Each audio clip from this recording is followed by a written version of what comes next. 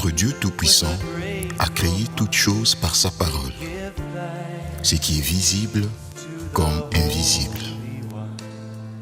Il a manifesté sa puissance à travers ses serviteurs, chacun dans son époque, comme Élie, Moïse, Paul, Jean, Pierre et autres. Permettez-moi de vous présenter un homme de Dieu, le révérend apôtre Fedor Buita. Dans son parcours ministériel, il a donné sa vie au Seigneur à l'âge de 11 ans et a effectué plusieurs voyages missionnaires dans le monde comme enseignant, prédicateur, conférencier pour l'édification de l'Église.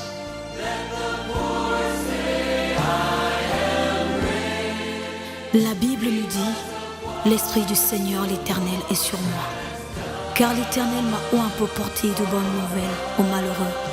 Il m'a envoyé pour guérir ceux qui ont le cœur brisé, pour proclamer aux captifs la liberté et aux prisonniers la délivrance, pour publier une année de grâce de l'Éternel.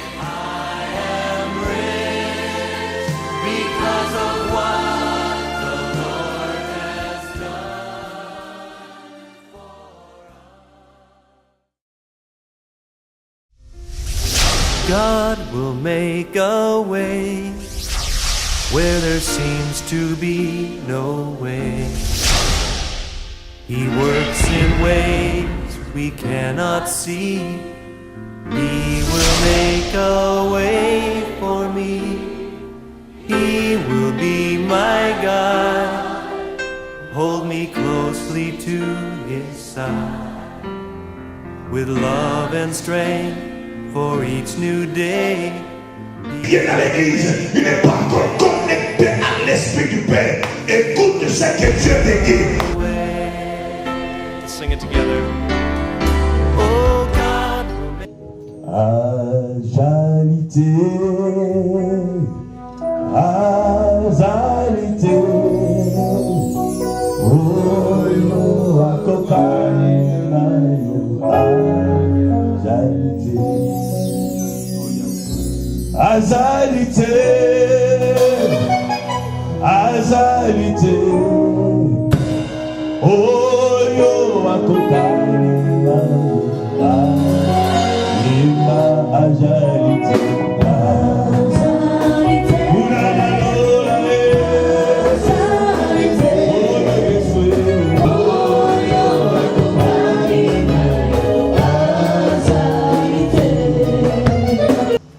dites Amen. Amen.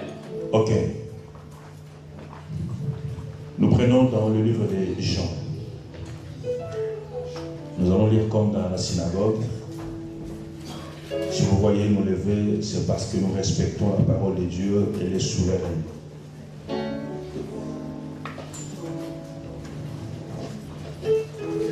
Gloire à Dieu.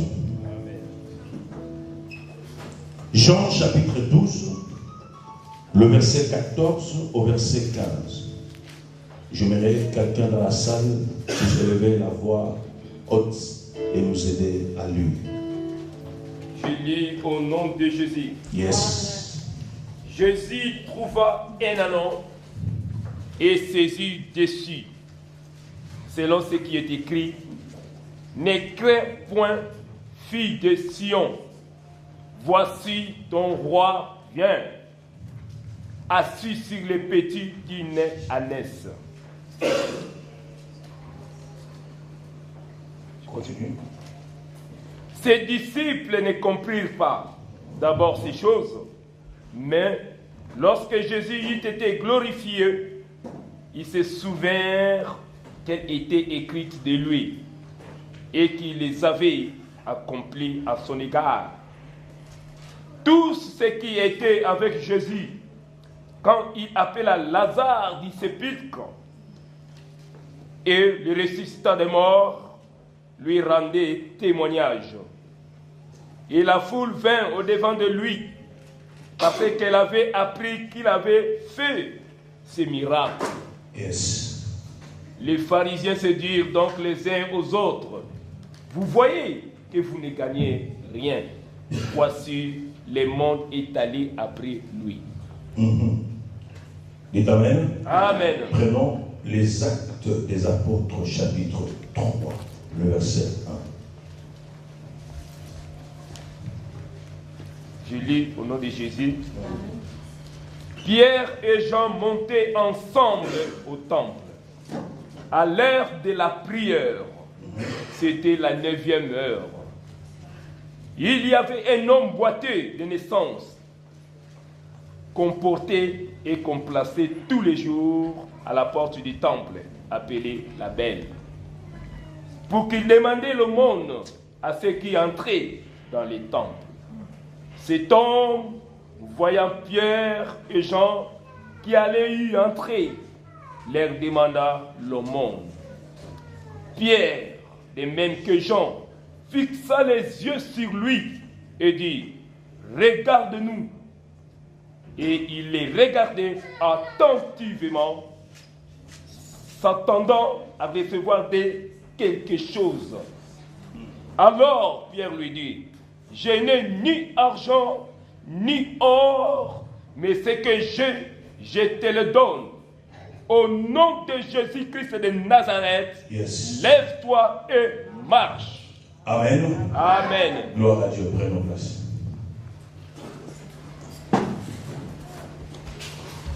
Une fois, pour ceux qui ne savent pas, nous sommes en plein programme de prière de 60 jours. Mercredi, vendredi, dimanche. Et nous faisons de nos cultes des cultes et des prières. Amen. Vous savez, les chrétiens, souvent, quand tu rentres dans l'église, si tu ne fais pas trop attention, tu as tendance à être dans un marché, tu as tendance à être dans un cercle culturel, tu as tendance à te retrouver dans un endroit où les gens se retrouvent comme à l'accoutumée. C'est parce que l'église d'aujourd'hui a perdu ses valeurs. Amen. Et nous sommes là, par la grâce de Dieu, d'essayer de brosser dans ce sens-là. Petit à petit, nous faisons ramener les choses de Dieu à la place. Amen. Tous les vendredis, nous avons des veillées de prière. Comme le vendredi, on était très nombreux. Beaucoup de gens sérieusement sont fatigués, mais ce n'est pas la fatigue qui va nous empêcher de ne pas répondre à l'appel de Dieu ce soir. Amen. Tu peux dire après moi Amen. Amen. Et nous avons progressé très fort dans la prière. De jour au jour, le Seigneur se révèle dans la prière. Parce que la prière est graduelle. La prière, elle est dimensionnelle. Amen. Et je dis à une personne que la prière, ça s'apprend. La prière, elle ne se fabrique pas. La prière, ça s'apprend. Jésus dit à ses apôtres, je disais, Jésus commença son ministère à 30 ans parce qu'en Israël, l'âge majeur, ça commence à 30 ans. Il a effectué sa mission de la terre pendant 3 ans et demi avec les apôtres. Et pendant ces 3 ans et demi, Jésus va communiquer des notions essentielles, des notions basiques du fondement chrétien. Et parmi ces fondements, Jésus va parler sur la première notion, la prière. Amen. Si vous remontez dans le livre de Matthieu, Jésus dira, voici comment vous devez prier. Il n'a pas simplement encouragé pour dire, priez comme vous voulez, faites comme vous voulez, faites vos prières. Mais il a compris que la prière, ça s'apprend. Jacques nous dit, vous priez, mais vous ne recevez pas, parce que vous priez mal. C'est-à-dire, il y a des ennemis de la prière. On a parlé de ces choses. Comment tu pries 10 ans, 20 ans, dans le ministère, dans l'église, chrétien, né de nouveau, tu as donné ta vie à Jésus. J'ai dit gloire à Dieu. Mais comment plusieurs années dans la prière, mais les choses semblent fermées. Les choses semblent ne marchent pas. Pourquoi? Parce qu'il y a des gens qui prient, mais ne connaissant pas le formule, le mécanisme de la prière. Et nous avons parlé ce que c'est la prière. On ne peut pas faire la chose si on ne comprend pas la chose. Et les gens prient quand vous allez dans les églises, les gens prient, les gens ne prient. Non, ce n'est pas que les gens prient, mais les gens n'ont pas compris la notion de la prière. Pourquoi la prière? Qu'est-ce que la prière? Quels sont les avantages et les désavantages? Quelles sont les ennemis de la prière? Qu'est-ce qui fait que je prie mais ma prière ne monte pas? Qu'est-ce qui fait que je prie mais le ciel semble être fermé sur ma tête? Nous avons écouté toutes ces choses. Et le vendredi, nous avons parlé sur les fondements. Proverbe dit, vos pères ont péché. Nos pères ont péché. Et ils ne sont plus. Mais c'est nous qui payons les prix. Ça, c'est une déclaration très forte. Nous voyons des gens venir à l'église.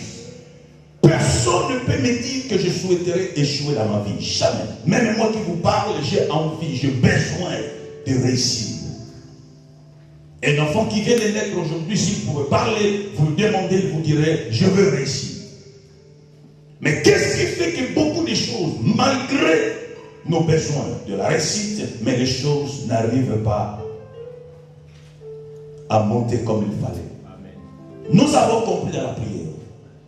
Le problème, ce n'est pas parce que je souhaiterais ou je souhaite gagner. Même dans les ministères, les choses ne semblent pas marcher. Les choses semblent bloquer. On tourne à rond. Dans ta vie, 10 ans en rond, 15 ans, ils ont fait que l'on a pour toi. Les choses tournent à rond. Pourquoi? Le problème, ce n'est pas parce que tu es en Europe. Le problème se trouve dans les fondements. La Bible dit, quand les fondements s'écroulent, que feront les justes? Vos pères ont péché, mais ils ne sont plus. Mais c'est nous qui payons les prix. La Bible le dit dans Proverbe. La force d'une maison, ce n'est pas dans le mur que vous voyez. Ça dépend du fondement. Plusieurs estiment, souhaiteriez réussir, avancer dans la vie. Mais nous avons compris dans la prière, Dieu m'a dit, Théodore, le problème ce n'est pas de lever les murs. Le problème c'est d'entrer dans le fondement. Dans une maison, vous pourriez voir une maison, une belle maison. Bon, comment dirais-je, la beauté extérieure d'une maison ne se trouve pas sur le mur. Mais la force d'une maison se retrouve dans les fondements. Amen. Mais ce qui est contraire, je n'ai jamais vu passer dans la rue apprécier le mur. Les fondements, pardon. Oh, les fondements là sont bien. Non, parce que même les fondements, ils ne se voient pas. C'est caché. Mais on apprécie le mur. On oublie que les murs sont soutenus par les fondements.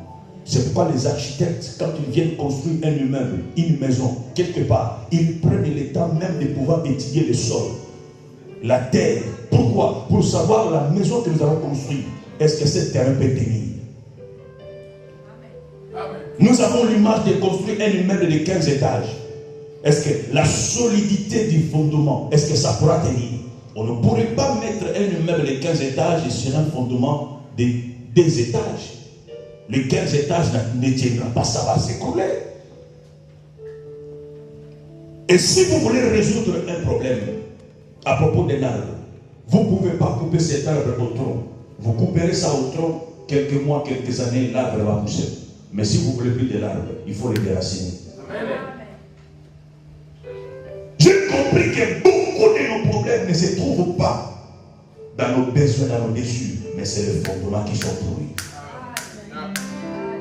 Nous venons dans des bases pourries, faibles. Je dis, je suis en train de revoir, de réanalyser, même dans le ministère, même dans notre foi. Nous avions été positionnés sur des faux fondements.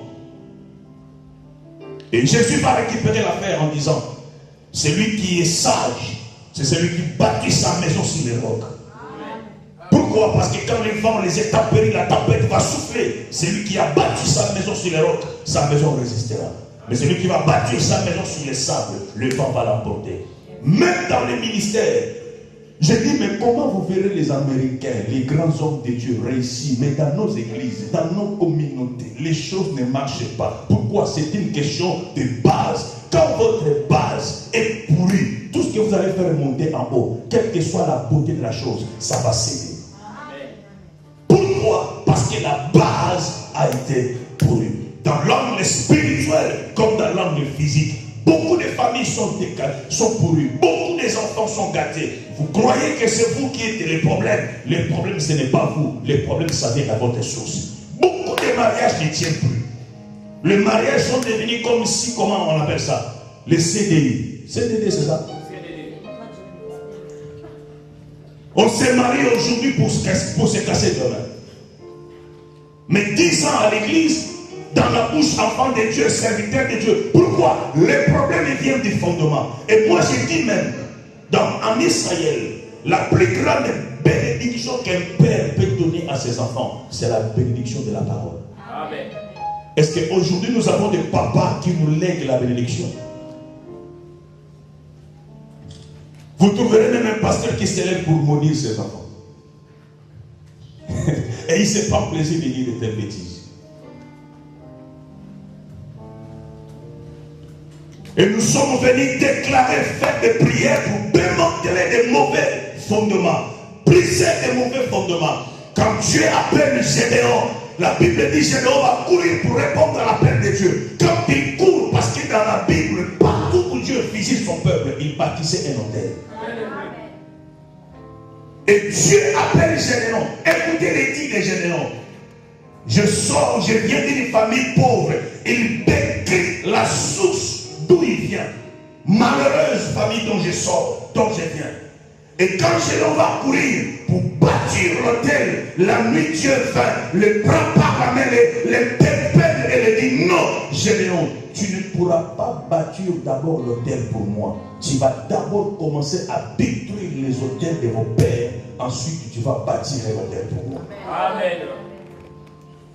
Tu ne peux pas construire un autel pour Dieu aussi longtemps que tu n'as pas encore détruit le vieil ou l'ancien. Quelqu'un m'attend, dit Amen. Amen. Et j'avais promis ce soir, nous allons passer dans une autre dimension sur les changements d'ordre. Dis à quelqu'un de tes côtés, aidez-moi, changement d'ordre. Vous savez, il y a un moment donné, vous voyez dans la manière de Dieu, moi j'aime Dieu. C'est pourquoi Dieu, on ne le comprendra jamais. Dans la théologie d'ailleurs, la théologie c'est une science qui n'étudie pas Dieu. Ça ne se définit pas comme cela. La théologie, théos, c'est Dieu. Logos, c'est la science. C'est une science qui étudie les principes de Dieu. Comment Dieu fonctionne, comment Dieu travaille, les mécanismes de Dieu. Et j'aime Dieu, parce que Dieu ne travaille pas dans un système. Dieu travaille dans le multisystème. C'est quoi, si vous risquez, si vous cherchez à calculer Dieu, tu ne le comprendras jamais. Il y a eu plusieurs aveugles dans la Bible. L'autre arrivé croyait que Dieu va le toucher comme il a touché l'autre. Et il arrive au devant de Jésus, Jésus ne le touche pas. Jésus va cracher, il touche à ses yeux. C'est multisystème. L'autre il arrive, il dit, moi je suis aveugle. Il va peut-être cracher comme il a craché hier. Il ne crache pas, il dit, va, ta foi t'a sauvé. Il y a eu plusieurs stéréos dans la Bible. Il croyait que Jésus va imposer les mains. Il n'impose pas sa main. Plusieurs stériles n'ont pas trouvé les enfants de la même manière. C'est parce que c'est un Dieu qui travaille dans les multisystèmes. Et dans le multisystème de Dieu, il arrive des fois, tu arrives à l'église. Tu pries Dieu. Tu commences à chronométrer Dieu. Tu commences à calculer Dieu. Dieu va agir dans ce sens-là. Mais Dieu va détourner tes calculs. Il va agir dans une autre manière. Amen. Il arrive des fois, nous on croyait. Alléluia. Amen. Et Dieu va changer les donnes. C'est-à-dire quoi? Un enfant de Dieu doit être flexible et sensible à la direction de l'esprit, parce que d'un moment à l'autre, l'autre peut changer. D'un moment à l'autre, Dieu peut amener un vent nouveau. D'un moment à l'autre, Dieu peut te changer les donnes. Il marchait avec Jésus dans la barque. D'un coup, Jésus change les donnes. Il dit, traversons de notre côté. Il y a des fois, si tu n'es pas sensible à la direction de Dieu, aux directives de Dieu, tu risques de traîner dans un endroit où Dieu n'y est plus. Tu risques de rester dans un système où Dieu ne fonctionne plus dans ce système-là. Dieu change les donnes, Dieu change les donnes, et simplement c'est là que tu sois sensible. Amen. Amen. Plusieurs qui ont reçu l'appel de Dieu, ils ont fait des grandes études. Docteur en droit, licencié en philo, ceci, cela. Nos pères, nos parents croyaient que je serais ministre, je serais un aviateur, je ferais ceci. Paf, l'appel de Dieu t'a saisi, il te change l'orientation. Tu te retrouves pasteur et pas dans le ministère. Et croyez, beaucoup de nous, bien-aimés d'entre nous, nos pères, se sont dit, nous les avons déçus parce qu'ils ont trop investi en toi. Ils croyaient que tu deviendras pasteur, ou comment dirais-je, ministre, d'un coup tu deviens pasteur. Et à l'époque, quand nous avons connu le Seigneur, être pasteur c'était un synonyme de ridicule. Aujourd'hui, je lance un défi à quiconque. Descends dans mon pays, pour ne pas dire les autres pays. Descends dans mon pays. Vous allez être scandalisés. Les hommes les plus heureux dans la vie, c'est les hommes de Dieu. Amen. Ce n'est pas pour vous dire de connaître papa. Les hommes les plus influents dans la vie, c'est les hommes de Dieu. Amen. Les hommes, si je vous dis des chiffres, moi je côtoie des grands dans mon pays. Si je vous dis la vie des gens où les gens mènent là-bas, papa, tu ne peux pas imaginer. C'est quoi, il y a des gens, ils habitent là-bas, ils n'en vivent même pas l'Europe. Parce que la vie que Dieu leur a donnée là-bas, nous on n'a pas cette vie-là. Mais à l'époque, lorsqu'on s'est converti, à l'époque de 80, 83, 82, il n'y en avait pas encore les dénominations églises. C'était des groupes de prière. Être pasteur, c'était un synonyme d'être ridicule. Et les pasteurs, c'était des gens que tout le monde connaissait. Les pasteurs, c'était des gens qui ne s'habillaient pas bien. Les pasteurs, c'était des gens qui sont parfois déclassés dans la société. Désespérés, ne pouvant plus rien faire, alors ils se disent, je veux me retrouver dans l'église. Et quand on t'appelle pasteur, c'était un synonyme de se manquer de toi. Et Dieu a récupéré les dons et commence à faire des hommes influents, des hommes les plus forts influents. Aujourd'hui, une femme peut désirer dans son plus profond de son cœur, me marier à un pasteur. Amen. Ce n'est pas parce que ce pasteur c'est un homme béni, mais on comprend aussi parce qu'il y a pasteur et pasteur. Il y a pasteur aventurier et un pasteur sérieux. Quand on rencontre un homme de sérieux, ta vie est assurée, ton futur est meilleur. Aujourd'hui, j'ai vu une maman qui me dit, moi j'aurais préféré, papa, je vous dis clairement, regardez-moi dans les yeux, et je pèse ce que je vous dis. Moi, avant d'arriver en Europe, j'ai vu une maman qui est venue, pas parler à d'autres langues, parler en face de moi. Et j'ai été choqué de voir la maman s'agenouiller pour me dire, papa, tout ce que je veux te demander, si tu peux marier ma fille. Je ne lui ai pas donné tort. À l'époque où j'étais célibataire, un jeune homme, alléluia, qui se cherchait, j'ai dit, maman, est-ce que tu me dis ça? Ça me dépasse. J'ai compris que cette maman a vu ce que moi, je n'avais pas encore compris. Alléluia. Amen. Non, je dis ces choses pour simplement nous ramener en disant que dans la pensée de Dieu, Dieu peut t'amener autrement. C'est quoi? Un enfant de Dieu doit être sensible. Élie va marcher aux côtés d'Élisée. Élie était le père spirituel de son fils, qui était Élisée. La Bible dit, après avoir traversé Gilgal, Jéricho et Bethel, il restait à traverser les Jourdains. Et lorsqu'ils arrivent à traverser les Jourdains, Élie dit à Élisée, demande-moi ce que tu veux, je te donnerai. Élie va demander, Élie va dire, je te demande que de voir les doubles penchants de ton esprit. Élie lui dit, tu m'as demandé une chose si difficile, mais tu l'auras seulement si tu me vois monter au ciel. Si quelqu'un marche à tes côtés, il a pris le risque depuis Gilgal, Jéricho, Bethel, jusqu'au point de traverser la mer du Jourdain. Il n'a pas eu peur, il ne s'est pas reculé. Et tu lui dis simplement, tu l'auras si simplement tu me vois monter au ciel. Non, être connecté. Amen. Ce n'est pas parce que tu es à mes côtés.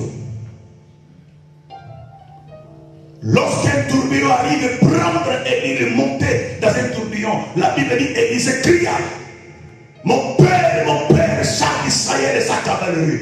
Paf, Élie montait. Lorsque Élie montait, il entendait les cris que ce petit lui a fait derrière. Élie de là-haut qu'il montait, il a dit certainement ce petit mari. Il enlève son manteau, il s'est passé Élisée. Et lorsque le manteau descend, avant que Élisée reprend le manteau, il baissera ses vieux habits, récupère le manteau et met sur lui. Élie a compris que cet enfant, il ne marchait pas simplement avec moi, mais il est aussi connecté à l'esprit du prophète. Il y a des gens qui servent Dieu, mais il n'est pas connecté avec l'esprit de Dieu. Il y a des gens qui viennent à l'église, il n'est pas encore connecté à l'esprit du Père. Écoute ce ce que Dieu te dit. Et si tu es connecté avec Dieu, peu importe ce que le monde te dira, tu ne le feras pas, mais tu feras ce que le ciel dira de toi. Si tu es là ce soir, donnez-moi un beau amen. Si tu m'attends, donne-moi un puissant amen que je te parle. Je ne te parle pas de toi-même, mais je te parle de Dieu. Si c'est toi qui es connecté ce soir, tu verras ce que Dieu t'a promis. Mais ce n'est pas parce que tu viens à l'église, ce n'est pas parce que tu prêches, ni je prêche, mais c'est parce que je suis connecté à l'Esprit du ciel. Le changement d'ordre. J'étais un jeune homme né dans une famille de 11 enfants. Et je suis le 3e. Un certain matin, j'ai croisé un pasteur qui est venu chez nous pour me parler de Jésus. Amen. Un jeune homme de 11 ans ne comprenait pas les choses de Dieu. Je me posais trop de questions. Qu'est-ce que ce Dieu veut de moi? Je n'avais pas encore la notion de la lecture en moi. Je n'avais pas encore la notion de la Bible en moi. Je n'avais aucune connaissance de la parole de Dieu. J'ai dit, mais qu'est-ce que Dieu veut faire de moi? À 11 ans, c'est l'âge où un jeune homme commence à se découvrir, à se chercher. Et c'est à cet âge-là que Dieu va me croiser. Dites Amen. Amen. Et lorsque je dis oui à Dieu, il y a eu un bouleversement dans ma vie. Mais un bouleversement dans un mauvais sens. C'était un moment de préparation où Dieu devrait me tailler. J'ai dit, Dieu n'a pas eu pitié de mon jeune âge. Dieu m'a bossé. Dieu m'a bossé. J'ai connu tout ce que vous pouvez imaginer comme galère. J'ai galéré. J'ai connu la faim. J'ai fait la manche pour trouver quelque chose à manger le soir. C'est quoi quand vous verrez quelqu'un servir Dieu, il ne faut pas être pressé de le critiquer. Parce que tu ne sais pas d'où Dieu l'a tiré. Moi, je dis, dans notre génération, on pourrait être des bandits dans la ville, faire des dégâts à Paris, mais Dieu nous a maîtrisés. Alors il faut que les Français disent merci Seigneur. Parce que si des hommes comme nous, nous étions des païens, alors les filles en Europe seraient en dégâts. Tu n'as pas compris. Le monde n'a pas pu nous maîtriser. Mes parents n'ont pas pu nous maîtriser. Mais Jésus a pu me maîtriser. Amen. Depuis l'âge de 11 ans, j'ai connu le Seigneur. J'ai dit oui à Jésus. Malgré le haut et le bas, j'irai jusqu'au bout. Amen. Tu as connu les boîtes, tu as connu l'alcool, tu as connu les femmes, tu as connu tout. Mais moi où je vous parle, je n'ai pas connu les gouttes d'alcool. Je ne sais pas comment on sort dans la rue pour aller draguer une fille. Je n'ai pas connu ça. Ça peut vous dépasser, mais vous voyez, mais cet homme, tu as vécu dans quel monde? Je vous dis, moi qui vous parle là, je ne sais pas comment on trouve une fille là derrière ou une petite dans les lieux. Je n'ai pas connu ça. Oh, le soir, on va dans la boîte. Je n'ai pas connu ça. Dieu m'a pris en brutalité. C'était une brutalité spirituelle où tu ne peux pas revendiquer ni discuter. Seigneur, mais pourquoi je suis encore jeune? Je vais encore faire ma vie. Quelle vie?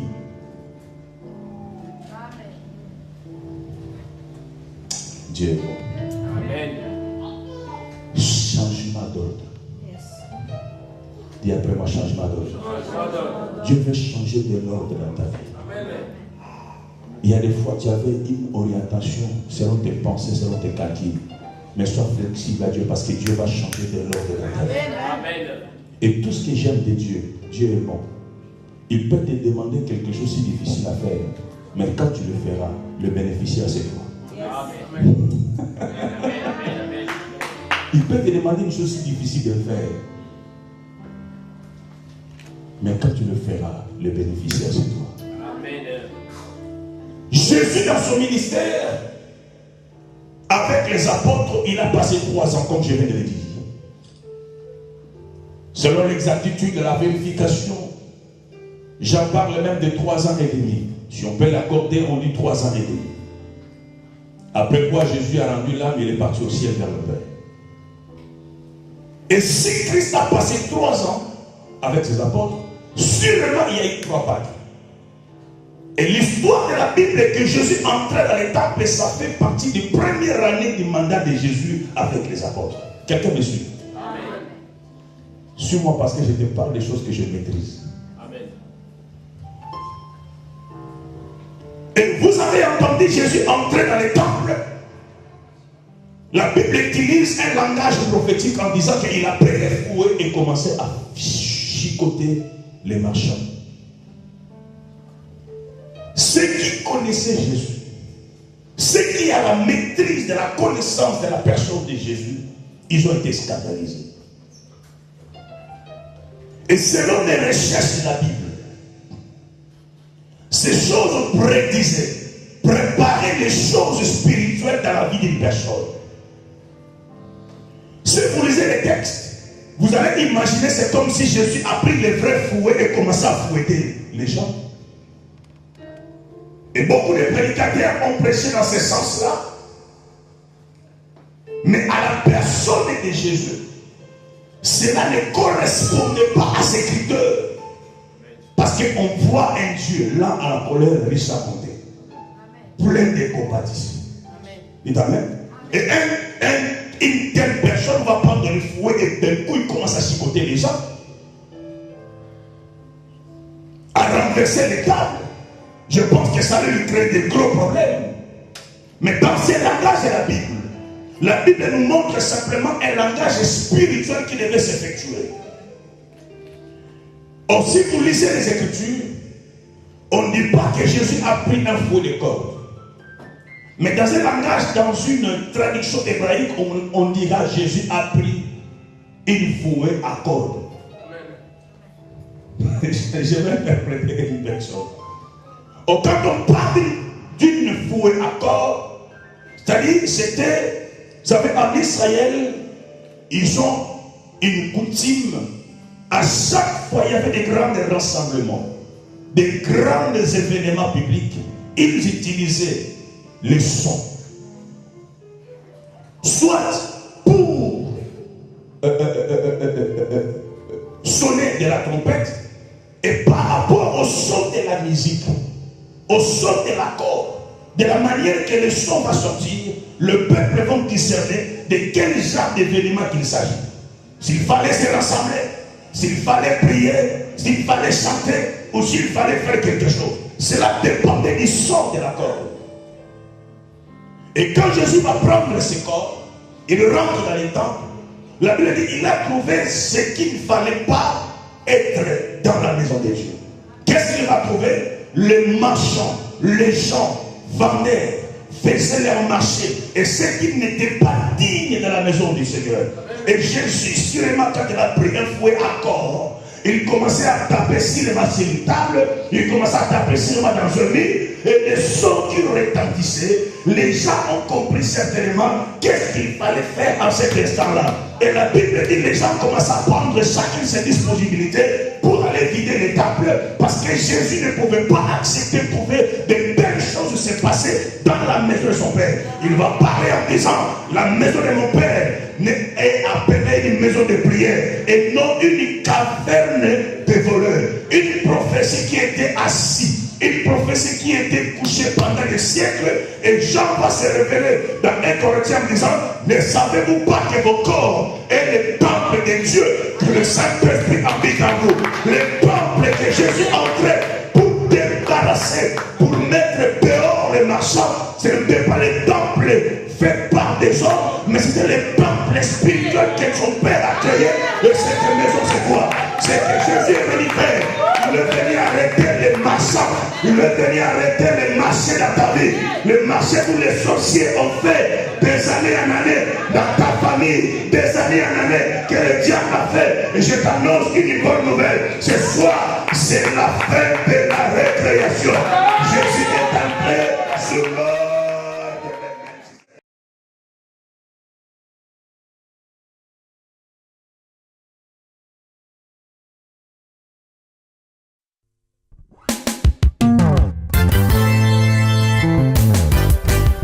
La maison Bereshit événementielle.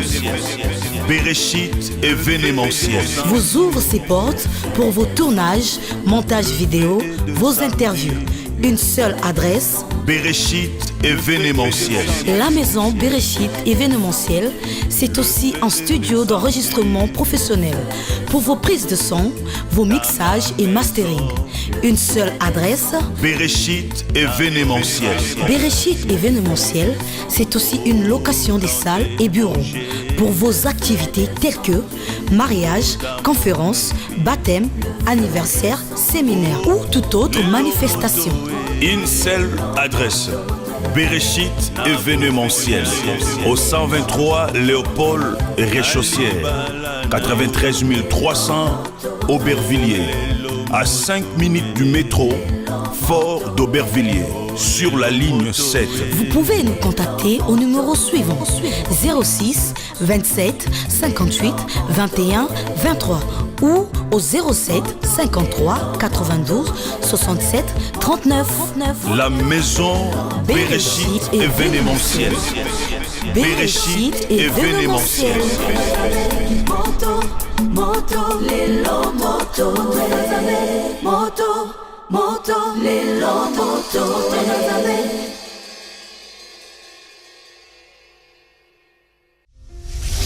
God will make a way where there seems to be no way.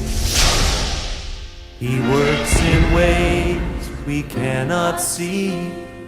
He will make a way for me.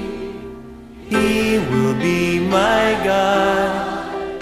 Hold me closely to His side with love and strength for each new day.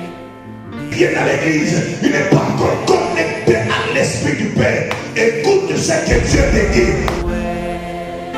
Sing it together.